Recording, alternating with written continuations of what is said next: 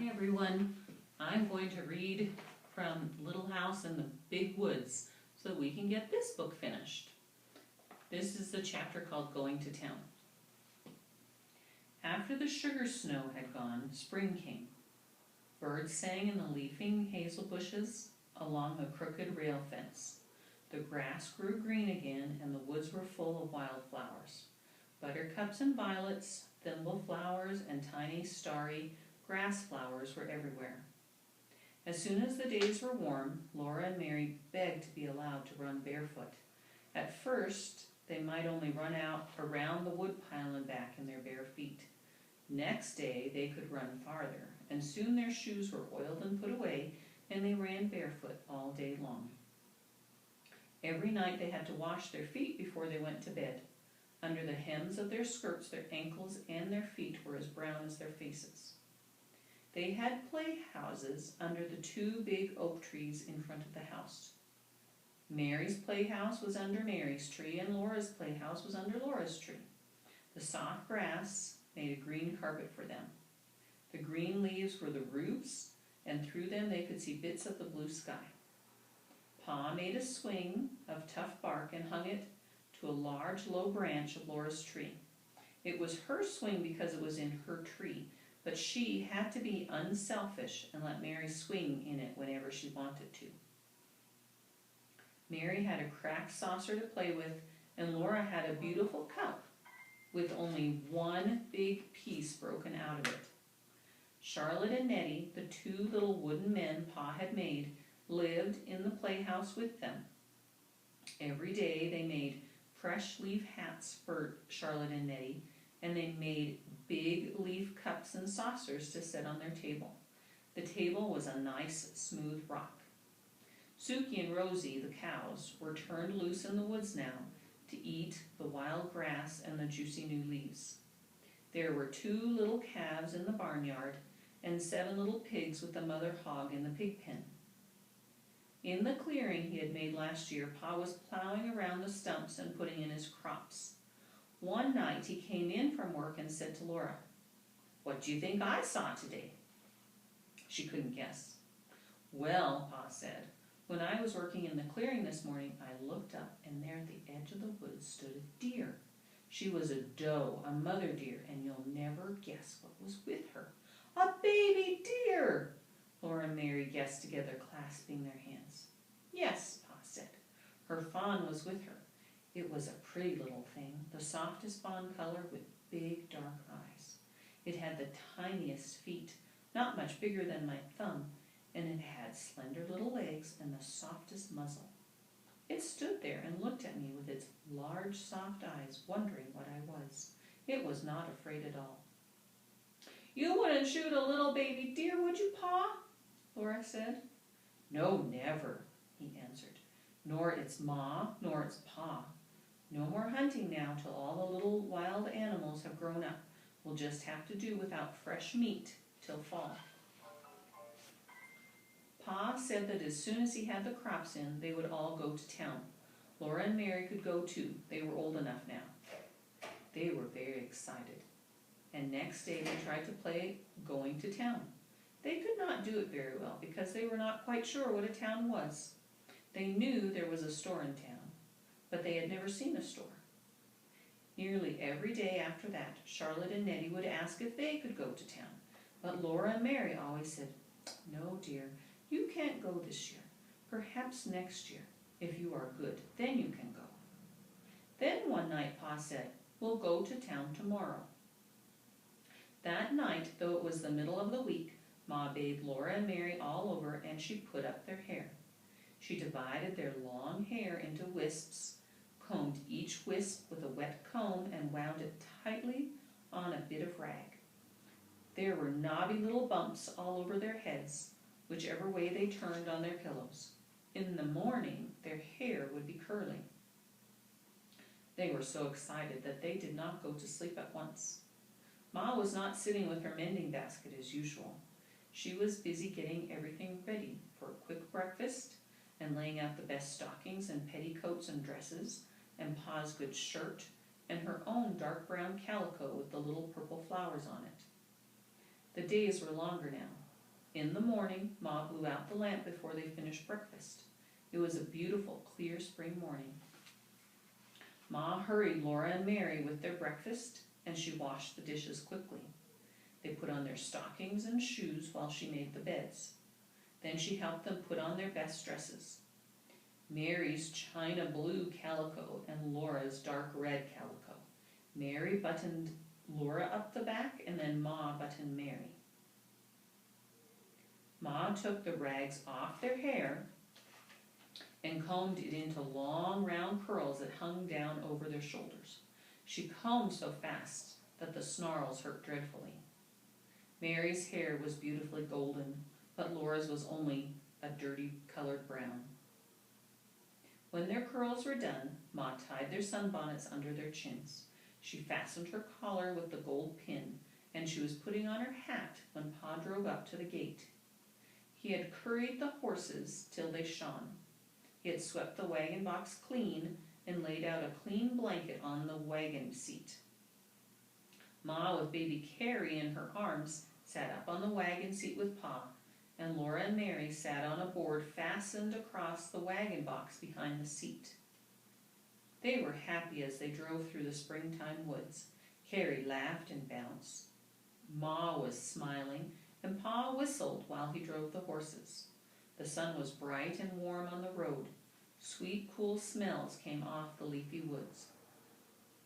Rabbits stood up in the road ahead, their little front paws dangling down and their noses sniffing, and the sun shone through their tail and their tall, twitching ears. Then they bounded away with a flash of little white tail. Twice Laura and Mary saw deer looking at them with their large dark eyes from the shadows among the trees. It was 7 miles to town.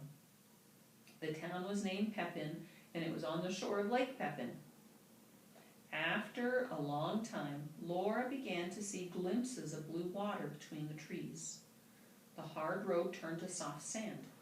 The wagon wheels went deep down in it, and the horses pulled and sweated. Often Pa stopped them to rest for a few minutes.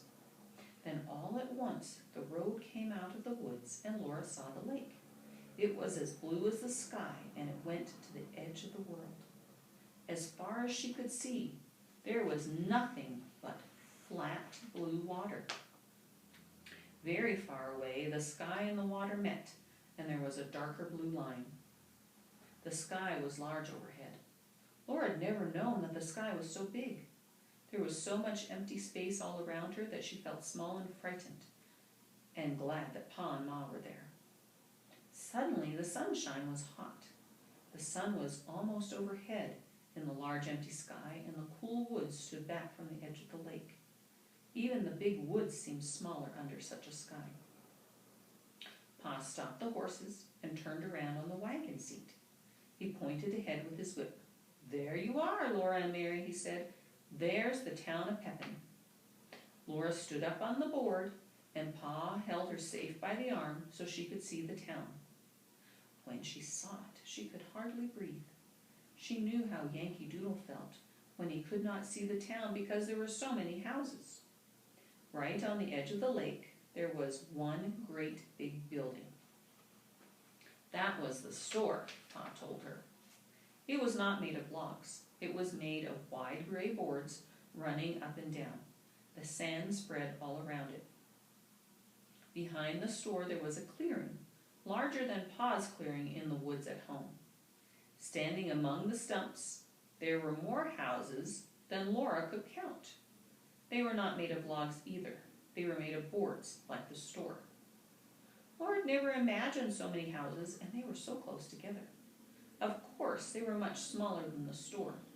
One of them was made of new boards that had not had time to get gray. It was the yellow color of newly cut wood. People were living in all these houses. Smoke rose up from their chimneys.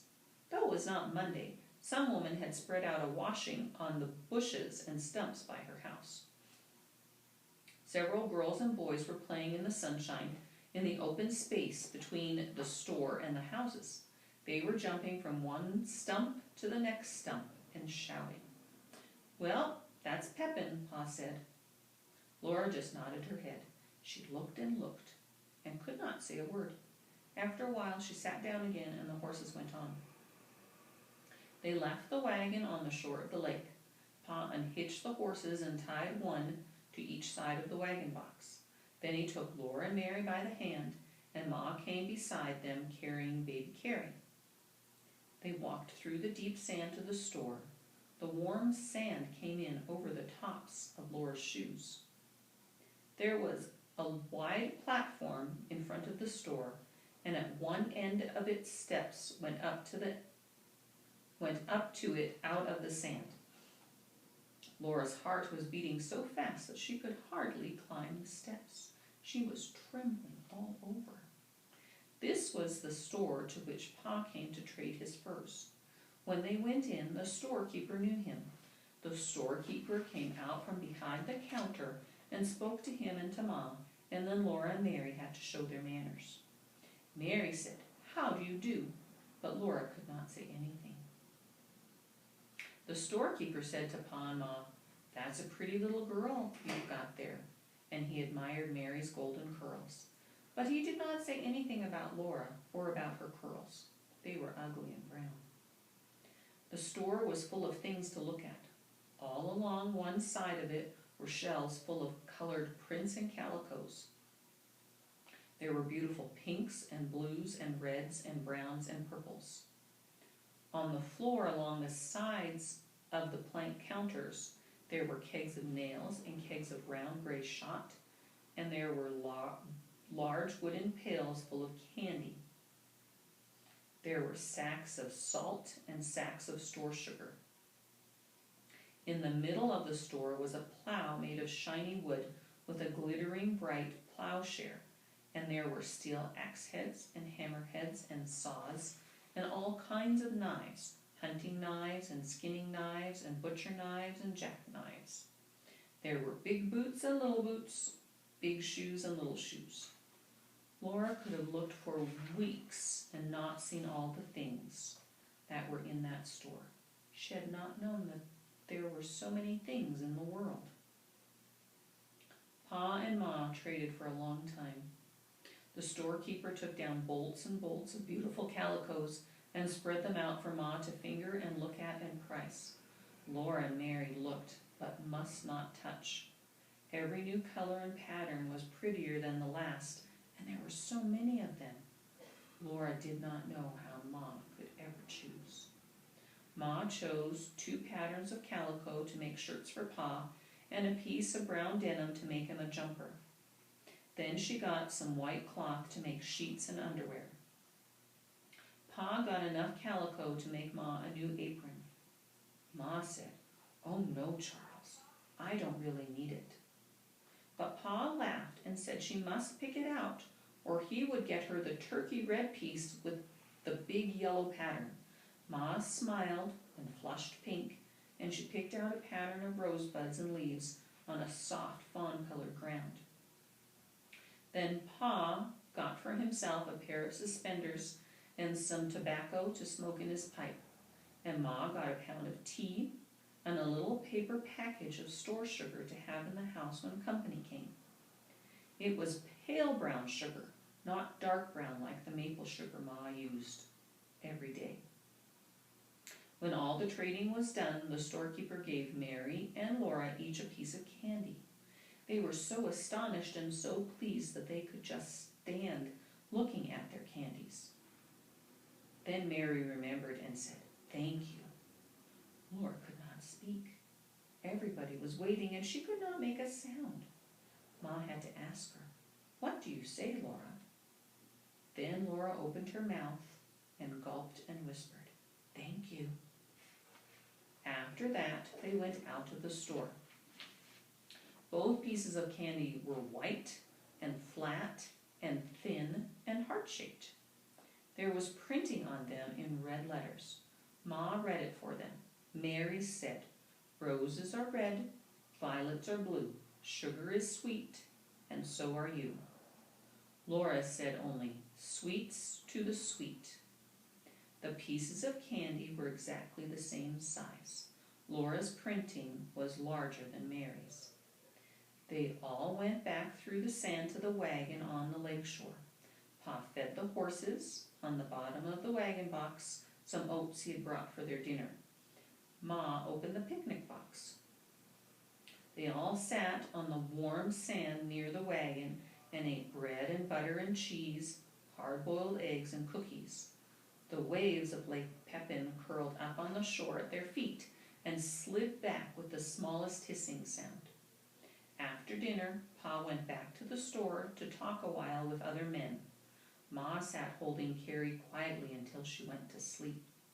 But Laura and Mary ran along the lake shore, picking up pretty pebbles that had been rolling back and forth by the waves until they were polished smooth. There were no pebbles like that in the big woods. When she found a pretty one, Laura put it in her pocket, and there were so many, each prettier than the last, that she filled her pocket full. When Pa called and they ran back to the wagon, where the horses were hitched up and it was time to go. Laura was so happy when she ran through the sand to Pa with all those beautiful pebbles in her pocket, but when Pa picked her up and tossed her into the wagon, a dreadful thing happened. The heavy pebbles tore her pocket right out of her dress. The pocket fell and the pebbles rolled all over the bottom of the wagon. Laura cried because she had torn her best dress. Ma gave Carrie to Pa and came quickly to look at the torn place. Then she said it was all right. Stop crying, Laura, she said. I can fix it. She showed Laura that the dress was not torn at all, nor the pocket. The pocket was a little bag sewn into the seam of the dress skirt and hanging under it. Only the seams had ripped. Ma could sew the pocket in again, as good as new. Pick up the pretty pebbles, Laura, Ma said, and another time, don't be so greedy. So Laura gathered up the pebbles, put them in the pocket, and carried the pocket in her lap. She did not mind very much when Pa laughed at her for being such a greedy little girl that she took more than she could carry away. Nothing like that ever happened to Mary. Mary was a good little girl who always kept her dress clean and neat and minded her manners. Mary had lovely golden curls, and her candy heart had a poem on it. Mary looked very good and sweet, unrumpled and clean, sitting on the board beside Laura. Laura did not think it was fair. But it had been a wonderful day, the most wonderful day in her whole life. She thought about the beautiful lake and the town she had seen and the big store full of so many things. She held the pebbles carefully in her lap and her candy heart wrapped carefully in her handkerchief until she got home and could put it away to keep always. It was too pretty to eat. The wagon jolted along on the homeward road through the big woods. The sun set and the woods grew darker. But before the last of the twilight was gone, the moon rose. And they were safe because Pa had his gun. The soft moonlight came down through the treetops and made patches of light and shade on the road ahead. The horses' hooves made a cheerful clippity-clop. Laura and Mary did not say anything because they were very tired, and Ma sat silently holding baby Carrie sleeping in her arms. But Pa sang softly, "Mid pleasures and palaces, though we may roam, be it ever so humble, there's no place like home." You have a journal job to do today. I sent your journals home with you, and you'll keep them at home.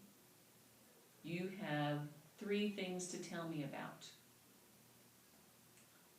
Where do you like to shop? What kinds of things can you buy there? And how do you pay for the things that you would like to buy? Remember to write in complete sentences and then draw a picture. I hope you have a great day, and I'll see you next time.